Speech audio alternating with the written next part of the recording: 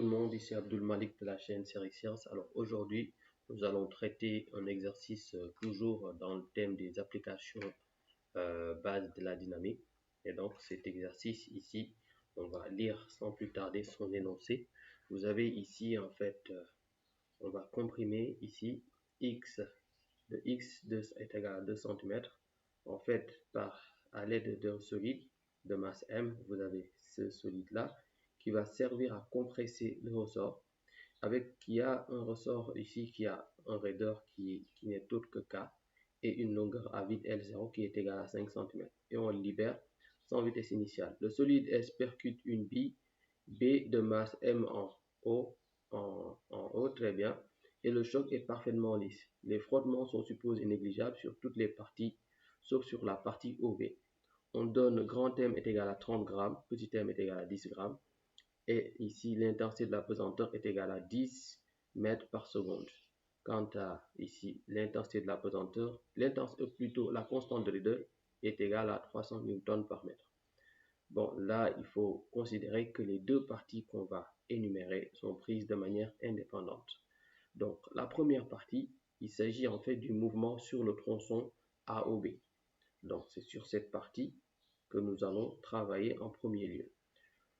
Donc, premièrement, montrer que la vitesse V1 du solide S au point O, juste avant le choc, vaut V1 est égal à 2 mètres par seconde.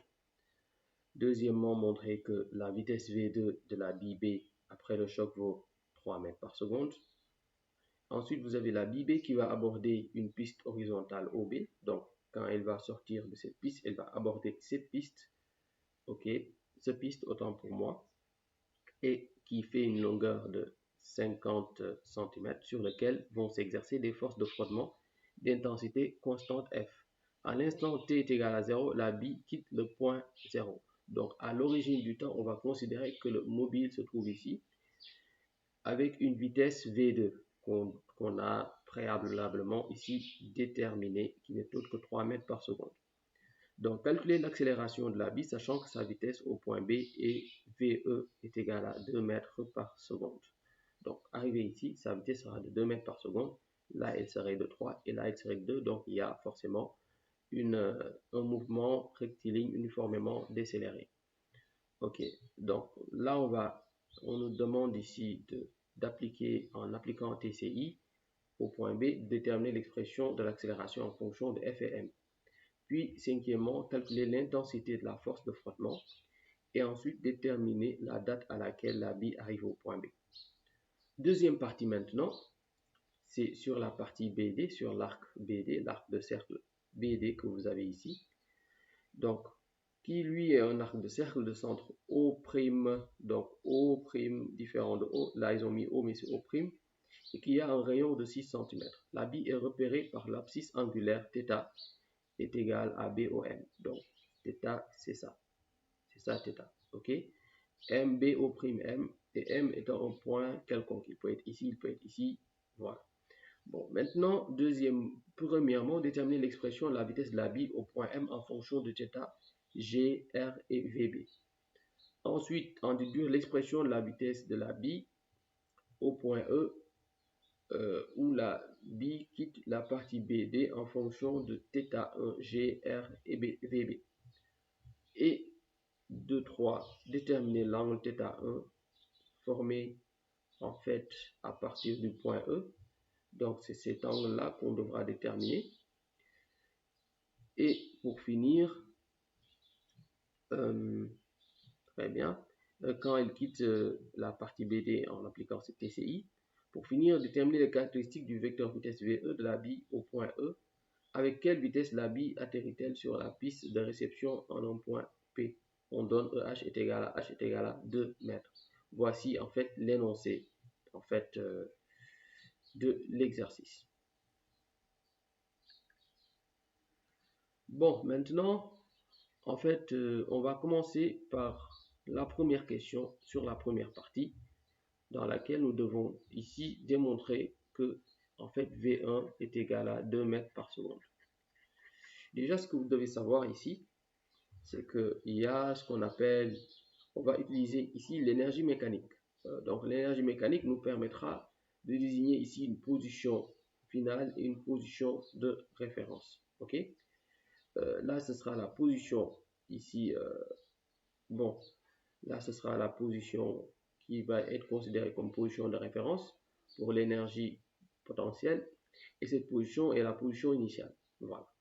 Bon, maintenant, ce qu'il faut comprendre ici, on va appliquer, en fait, du fait qu'il n'y a pas de force de frottement à ce niveau, on va appliquer la conservation de l'énergie mécanique, qui dit en fait, voilà, EM, par exemple, au point S, c'est-à-dire ce point-là, est égal à EM au point O. Ce qui revient à faire EP, énergie potentielle au point S, plus énergie cinétique au point S, est égal à énergie potentielle au point O, plus énergie cinétique au point O. Déjà, pour parler de l'énergie potentielle au point S, c'est-à-dire c'est potentiellement ce qu'on peut avoir comme énergie ici, et l'énergie potentielle au point S ne sera rien d'autre que l'opposé du travail nécessaire en fait au ressort pour déplacer le solide jusqu'au point B. Et pour cela, on va juste dire que EP au point S va correspondre à l'opposé du travail de T. L'opposé du travail de T, et travail de T, c'est en fait moins 1 demi de kx carré, ce qui fait moins 1 demi de kx carré, donc 1 demi de kx carré. Pour l'énergie cinétique au point S, vous voyez ici, il n'y a pas de vitesse initiale, donc à ce niveau, l'énergie cinétique est nulle. Parce que quand il n'y a pas de vitesse, l'énergie cinétique est nulle, ça on le sait. Maintenant, l'énergie potentielle au point O. L'énergie potentielle au point O, O étant la position de référence, donc l'énergie potentielle à ce niveau est nulle. Et d'autre part, j'ai l'énergie cinétique au point O. Donc, le mobile arrivé ici, il va acquérir une vitesse. Et cette vitesse n'est rien d'autre que 1 demi de m que je vais nommer mv1. Ce sera la vitesse au point O qui concerne ici 1 demi de mv1 carré. Par conséquent, quand on aura fini d'établir tout ça, déjà ces deux expressions sont nulles. Donc, ce sera EPS qui, lui, du fait que ECS et EPO sont nuls, qui sera lui égal à ECO. Donc, j'ai EPS est égal à ECO, énergie cinétique au point O. Bon, du coup, on aura 1 demi de kx carré est égal à 1 demi de mv1 carré. On simplifie les 1 demi. Moi, ce qui m'intéresse, c'est v1. Donc, je vais dire v1 carré est égal à k sur m x carré. Donc, ce qui me fait v1 est égal à racine de km, k sur m fois x.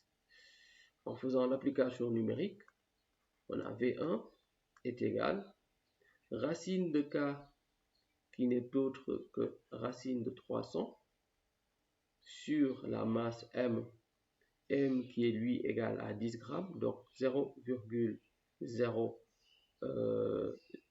Oui, là c'est pas la masse m, c'est la masse grand M, parce qu'il s'agit du solide. Donc depuis tout à l'heure, j'ai fait une erreur, c'est grand M. Ok, c'est la masse du solide. Donc là, ça fait 0,03. Parce que 30 grammes c'est 0,03. 300 fois 300 sur 0,03 racine fois x, x qui n'est autre que, on l'a mis quelque part 2 cm. Donc 2 10 puissance moins 2. Ce qui me fait racine de 300 sur ce qui me fait racine de 10 000 fois 2 10 puissance moins 2. Et donc ce qui fait 100 fois 2 10 puissance moins 2. Et là, la valeur directe, c'est 2. Et on va mettre 2 mètres par seconde. Donc, V1 est égal à 2 mètres par seconde. Bon, une fois qu'on a pu déterminer en fait V1, on va s'attaquer à au deuxième point. On demande de démontrer également que V2 ici est égal à 3 mètres par seconde. En fait, V2, ce sera la vitesse de la bille, petit b, une fois qu'en fait, il y aura ici un contact entre le solide et la bille. Bon, Ici, il s'agit d'établir en fait deux lois, les lois de conservation. Donc, loi de conservation en fait du quantité de mouvement et loi de conservation de l'énergie cinétique. On commence par les lois de conservation de quantité de mouvement. On va désigner ici en fait les différentes quantités de mouvement que nous aurons. On va nommer tout d'abord P1, P1 que je vais nommer P1 0 si on veut, ou bien P1, P1 0, autant pour moi, initial, ok, qui va être quantité de mouvement de S, c'est-à-dire du solide S, avant choc. Et ici, P1, qui va être le quantité de mouvement du même solide, mais là, après choc. Donc là, je pense que je vais le nommer P1. P1 et là, P1'. Voilà. Comme ça, ce sera plus simple. De ce côté, j'aurai ici P2, 0. Voilà. Qui sera, lui, le quantité de mouvement de la bille, petit b. Là, ce sera avant le choc. Et P2, quantité de mouvement de la bille, petit b. Là, ce sera après choc.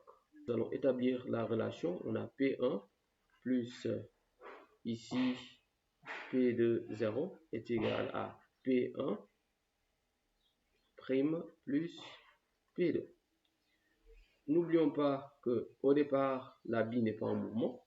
Donc, à ce niveau, P2 0 est nul parce qu'il n'y a pas de vitesse ici. Par conséquent, la relation devient P1 est égal à P1 prime plus P2. Ce qui, rapidement, me fait 1/2 de grand M V1 est égal, excusez-moi, à 1/2 de grand M V1 prime plus 1/2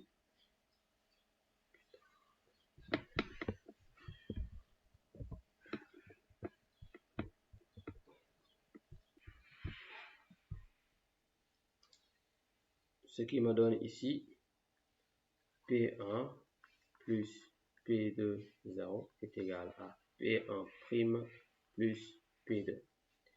Bon, bref, à ce niveau, ce qu'il faudra faire, il faut savoir qu'au départ, en fait, la bille n'est pas en mouvement, donc sa vitesse initiale est nulle. Donc, par conséquent, cette expression sera nulle. P2 0 sera nul.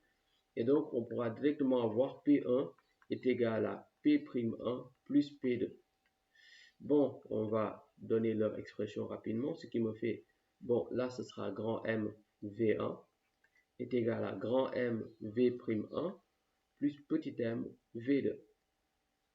On continue. Nous avons là notre première relation. Bon, pas tant que ça.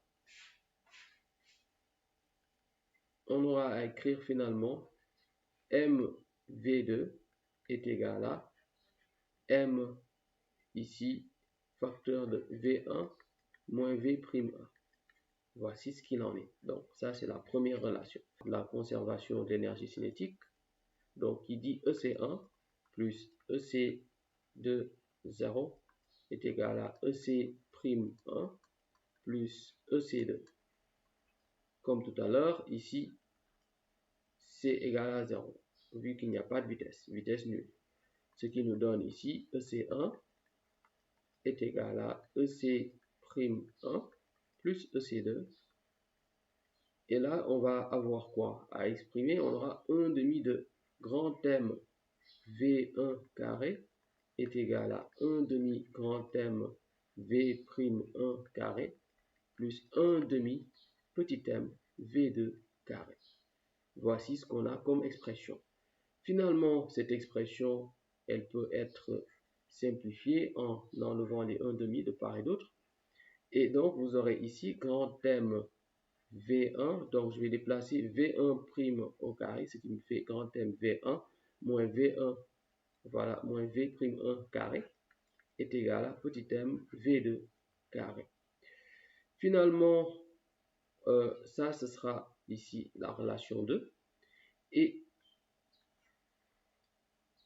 du coup, on va établir une autre relation en divisant grand 2, ici, la relation 2 par la relation 1. ce qui aura finalement me donnera ici V2 en fait est égal à V'1 plus V1. Donc, on va revenir ici à la première relation vue plus tôt, à savoir que ici, vous avez en fait MV2 est égal à MV1 moins est égal à grand M plutôt, grand M V1 moins V'1. Bon, ce qu'il faudra faire ici, c'est remplacer V2 par V'1 plus V1. Donc, j'ai M V'1 plus V1. Et de l'autre côté, j'ai grand M V1 moins V ici 1'. Bon, c'est très simple. On va développer. Ça me donne MV'1 plus petit m V1 est égal à grand M V1 moins grand M V'1. J'aurai à écrire ici petit m V'1 et je vais associer, je vais prendre tout ce qui est en rapport avec V'1 que je vais amener dans le premier membre. Donc, je vais déplacer ce qui me fait grand M V'1 est égal à grand M V1 moins petit m V1. Là, il suffira bien sûr de factoriser. Ça va me donner petit m plus grand M. V'1 est égal à grand M moins petit m V1. Finalement, on aura ici V'1 sera lui égal à grand M moins petit m V1 sur grand M plus petit m. Voici l'expression qu'on a. Maintenant, cette expression, on va revenir au départ, on disait que V2 est égal à V1 plus V'1. Et donc là, c'est facile, on a juste qu'à prendre cette expression et l'additionner à celle qu'on a ici. Donc, on va avoir V1 et V'1, c'est ça. Donc, ce qui fait grand M moins petit m V1 sur grand M plus petit m. Ce qui revient à faire ici l'application numérique. Donc, V2 est égal V1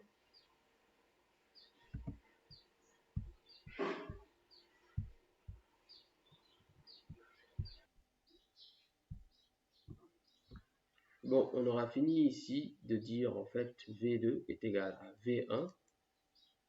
V1 qui lui a une valeur, on va revenir là-dessus. La valeur, je pense, on avait mis V1 est égal à 2, c'était 2,8. Et la masse M, c'est 30 grammes, donc 0,03.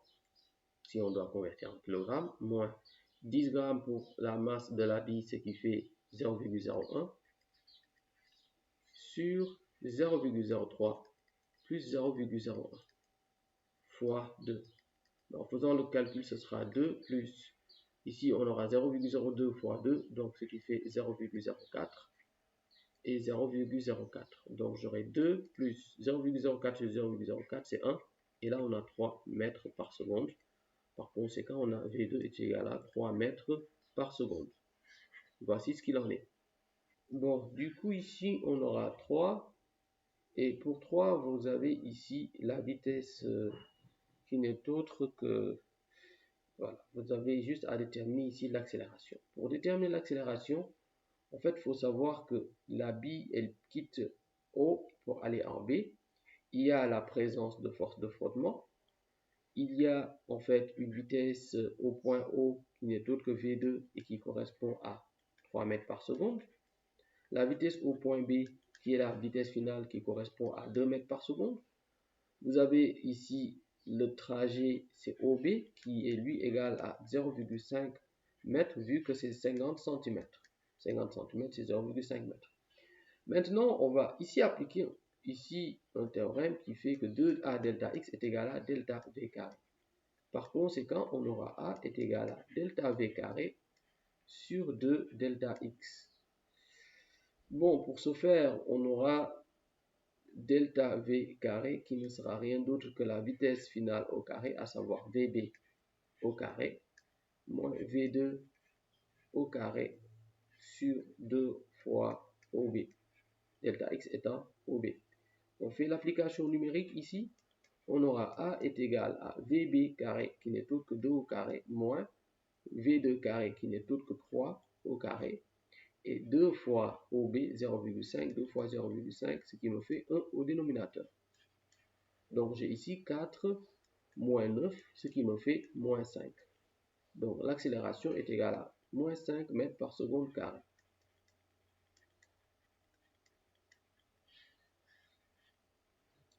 La suite maintenant, c'est en fait de déterminer en fait l'expression de A en fonction de F et M. Bon, pour cela, on va appliquer ici le théorème du centre de l'inertie. En fait, on aura MA est égal à somme des forces extérieures. Ici, la seule force qui agit, en fait, vous avez bien sûr le poids, bien sûr. Ok, vous avez le poids, vous avez la réaction, vous avez la force F. Maintenant, il n'y a pas une seule force qui réagit, il y a 3. Mais quand même, quand on va parler ici d'accélération, l'accélération, on va le considérer suivant l'axe horizontal, c'est-à-dire cette partie rectiligne. Vous aurez bien sûr le poids qui est orienté vers le bas, la réaction orientée vers le haut, et les deux se font sur un axe vertical. Alors que l'accélération, sa composante, elle se fait sur un axe, les deux se font sur un axe vertical, alors que l'accélération, sa composante se fait sur un axe ici qui est horizontal. Bon, on va dire dans ce cas-là, suivant, on va dire OX si on veut, c'est-à-dire l'axe horizontal, vous aurez MAX est égal à PX plus RX plus FX. Donc PX c'est 0, RX c'est 0, vu que les deux sont sur l'axe vertical. Donc j'aurai MAX est égal à FX. Voilà.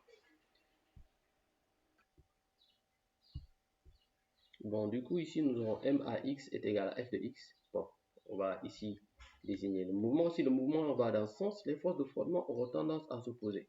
Donc, ici, les forces de frottement, on va ici, donc, pour F de X, ce sera moins F.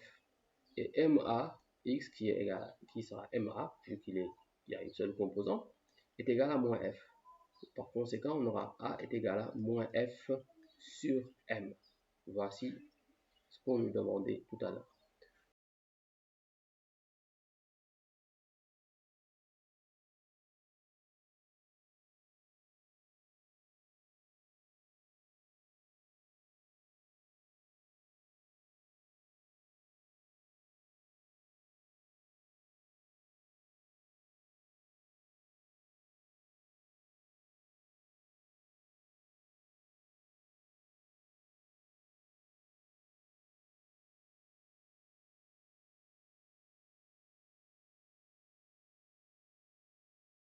La date à laquelle il arrive au point B. Et donc pour cela, on va utiliser peut-être deux expressions. On a l'accélération est égale à delta V sur delta de t.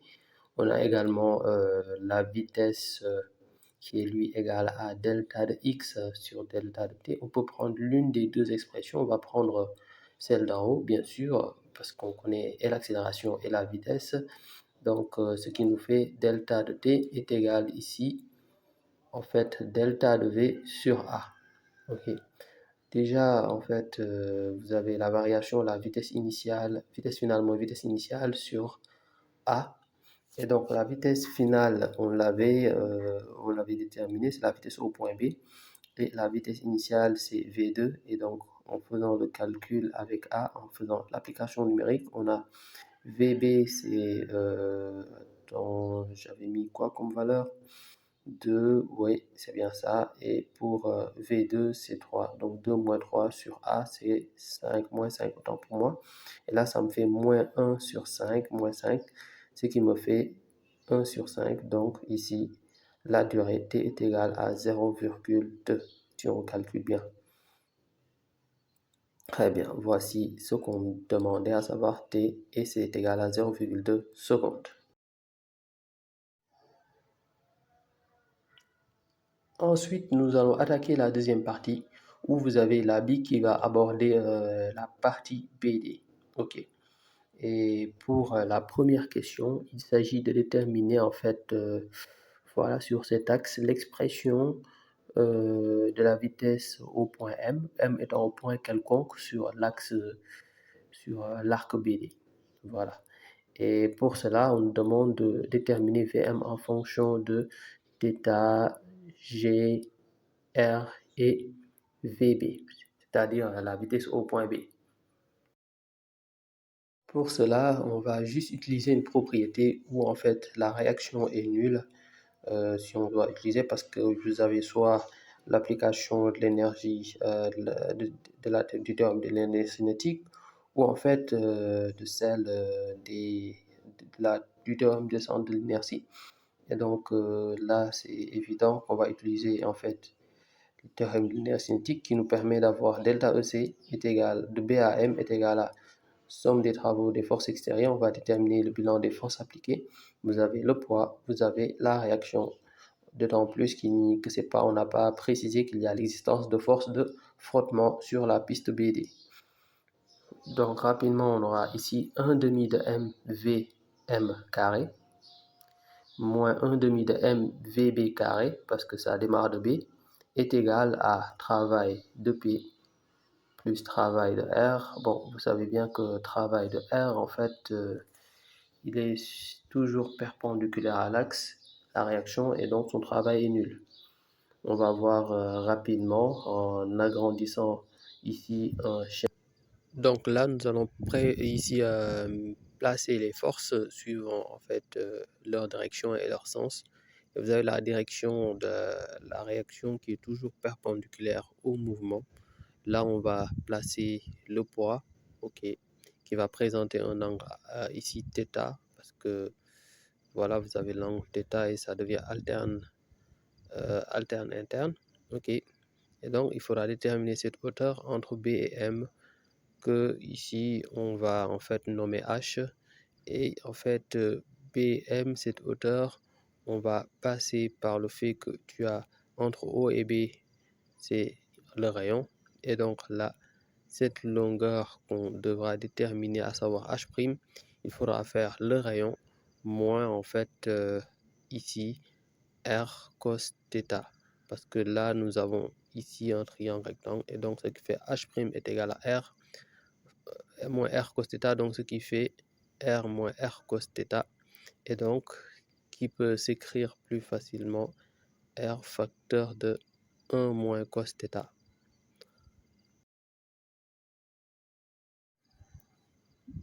Maintenant, dans l'expression ici de l'énergie, de la variation d'énergie cinétique, on peut avoir directement 1 demi de MVM carré, donc on va ici représenter le travail de chaque force, et 1 demi de MVM carré moins 1 demi de MVB carré est égal à travail de P, et comme c'est une descente, le travail sera positif, donc mg1 R1 moins cos θ, tout simplement. Donc du coup, on a à déterminer ici en divisant, en multipliant par 2 de part et d'autre, et donc ce qui fait qu'on va ici simplifier les 1 demi, la masse partout également, et donc ici vous aurez Vm carré moins Vb carré est égal à 2gr facteur de 1 moins cos θ. Ce qui nous permet d'écrire Vm carré en plaçant Vb dans le second membre sera Vb carré plus 2gr facteur de 1 moins cos θ, et Vm en fait sera écrit sous racine, et donc vous aurez ici Vm est égal à racine de Vb carré. Maintenant, vous avez VE. En fait, si on prend M qui est un point quelconque du plan avec entre B et D, de l'arc B et D, donc au point E, on va juste remplacer M par les coordonnées, bon, plutôt les caractéristiques du point E. Donc là, vous aurez du coup, si M correspond à E, on aura θ qui va correspondre à θ1, tout simplement. Et donc, vous aurez VE est égal à racine de VB carré plus 2GR facteur de 1 moins cos θ 1. Donc déjà, à ce niveau, vous avez une relation où on dit que le solide va quitter la piste, et donc pour déterminer en fait l'angle que fait voilà le point avec l'angle que fait en fait au moment où il quitte la piste, on va passer par le théorème du centre de l'inertie. Et là-bas, nous pouvons, avec cette relation, pouvoir déterminer une relation avec la réaction. Vu comment il quitte la piste, la réaction est normalement nulle.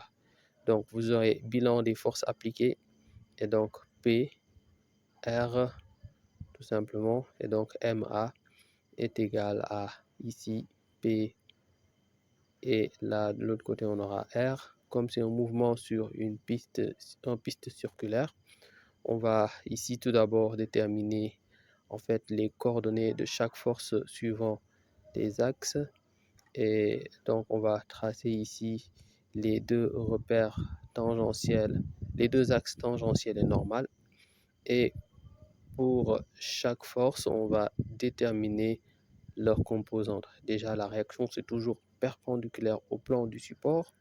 Vous aurez le poids qui revient ici, et le poids, son angle n'est rien d'autre que l'angle en regard de θ1, on va dire θ1 ici, et donc c'est un angle alterne interne. Et donc on va travailler suivant n, parce qu'en fait l'accélération normale à ce niveau permet d'avoir toutes les deux forces, parce que la réaction est sur la normale, le poids est également sur la tangentielle mais sur la normale, et donc on va utiliser la normale vu qu'il y a les deux composantes des deux forces.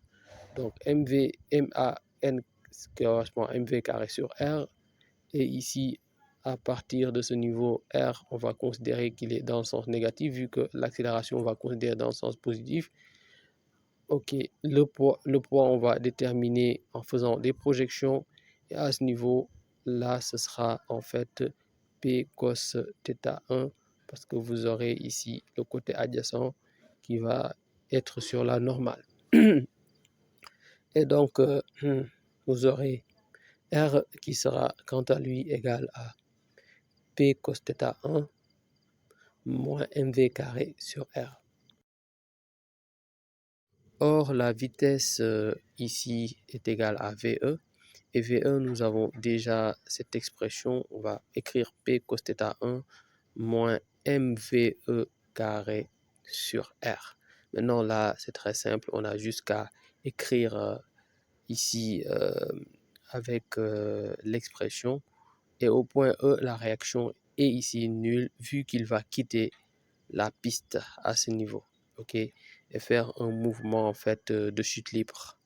Donc comme cette R est nulle à ce niveau, on peut ressortir cette relation, et donc on aura normalement P cos θ1 plus MV moins MVE carré sur R est égal à 0. Ok, on aura P cos θ1 moins MVE carré sur R est égal à 0. Or, on a VE, sa valeur, son expression autant pour moi, qui n'est autre que l'expression de VE qui n'est autre que racine de VB carré ici plus 2GR facteur de 1 moins cos θ1, tout simplement. Donc, on va jusqu'à mettre au carré, bon, ce qui revient à mettre tout cet ensemble au carré.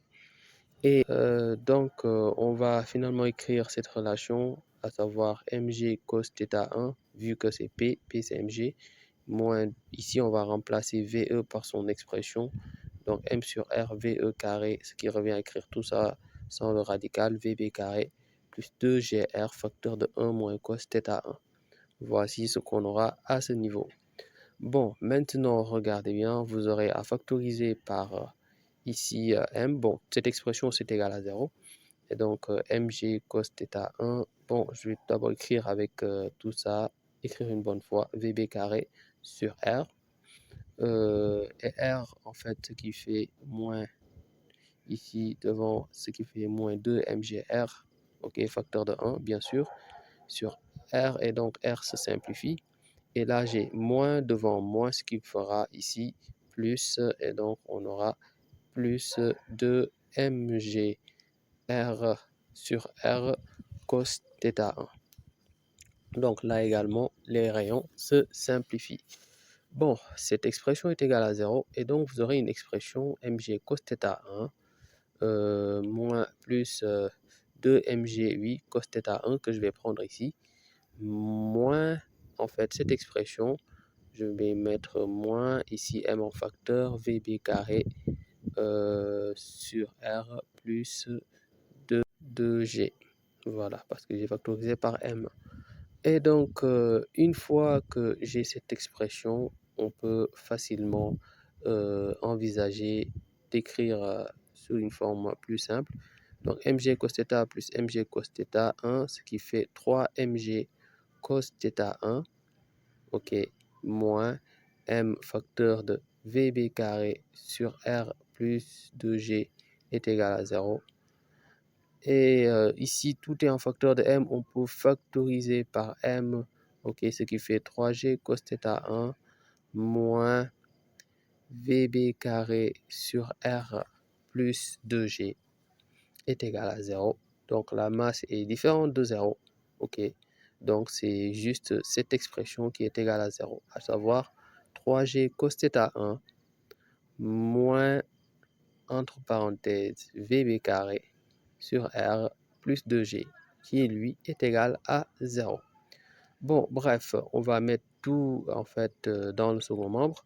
Donc on a 3g cos θ1 est égal, en mettant dans le second membre, ça devient positif, vb carré sur r plus 2g, le signe moins, voilà, on l'a éliminé. Donc là maintenant, on va factoriser par 3g. Donc ici on aura cos θ1 est égal à vb carré sur r plus 2g, le tout divisé par 3g.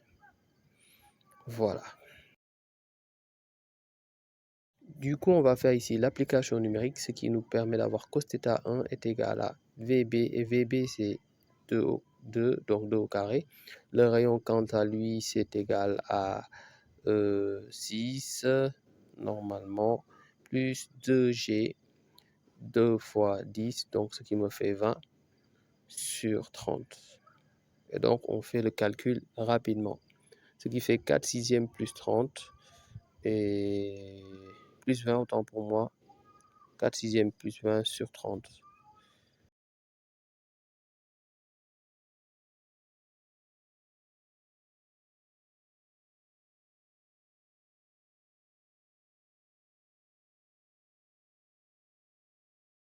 Et donc, on a cos θ1 est égal à 124 sur 180.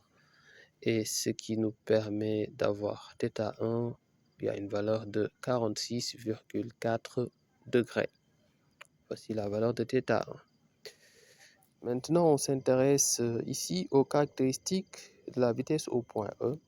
Donc, une vitesse, en fait, si on doit parler de ses caractéristiques, on va ici tout d'abord, on va parler de sa direction qui est perpendiculaire ici au plan, plutôt en fait, aux directions du mouvement, ok. En fait, on va plutôt dire tangente, ok. Son intensité, quant à elle, on peut le calculer. Ce n'est rien d'autre que ici racine de VB carré plus 2GR1 moins cos θ1. D'autant plus que maintenant on a cos θ1, on a θ1, on peut calculer cos de θ1. On trouve ici une valeur de, en fait, on va faire l'application numérique, donc 2 au carré plus 2 fois 10 fois le rayon qui est 6, et donc 1 moins cos de, ici, 46,5 degrés. Voilà. Et après avoir fait le calcul, on trouve pour valeur ici, VE est égal à 6,4 mètres par seconde. Ensuite, nous devons déterminer avec quelle vitesse en fait la bille atterrit sur la piste. Donc après qu'il quitte ici la piste, ici bien sûr BD, ok. Donc au point E, en fait il va effectuer un mouvement de chute libre qui entraîne qu'il est ici uniquement soumis à l'action du poids. Et le poids va correspondre uniquement aux seules forces que nous aurons à étudier ici. Donc, on va appliquer le théorème de l'énergie cinétique. Delta EC est égal à 1 demi de mvp carré moins 1 demi de mve carré, qui quant à lui est égal à en fait le travail du poids. Et le travail du poids, ce n'est rien d'autre que ici mg. En fait, là on le nomme h parce qu'on l'a déjà présenté sur le schéma. Donc la hauteur entre E et D. Et la hauteur entre E et D est déjà présentée par H, si vous voyez bien le schéma. Petite rectification entre E et H. Ok, E est grand H. Donc maintenant, on va absolument mettre en place la relation en multipliant par 2 de part et d'autre et en divisant par M de part et d'autre. Finalement, vous aurez Vp carré moins Ve carré est égal à 2GH. Donc Vp carré est égal à 2GH plus Ve carré. Ce qui nous permet d'écrire finalement sur la même ligne Vp est égal à racine de 2GH plus Ve carré. Et là, on va juste faire l'application numérique et donc on aura Vp est égal à racine de 2 fois G, à savoir 10. H, la hauteur, on l'avait déterminée, c'est une valeur de 2 mètres, donc 2 plus Ve, et Ve on l'avait calculé, c'est 6,4 qu'on va mettre au carré, ce qui correspond à 40,426 à peu près. Donc là, vous aurez ici 40 plus 40,426. On va utiliser la machine, la racine de cette valeur. C'est à peu près une valeur égale à 9 et quelques.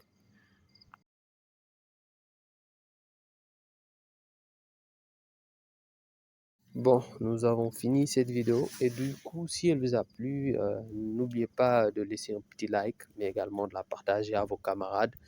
Voilà, n'oubliez pas, n'hésitez pas surtout, n'hésitez pas à vous abonner surtout, parce qu'on va produire beaucoup d'exercices corrigés et si vous êtes un élève en classe terminale, vous serez forcément intéressé par ces corrections pour savoir comment on travaille sur sur les différents exercices si possible. Donc d'ici là, on se dit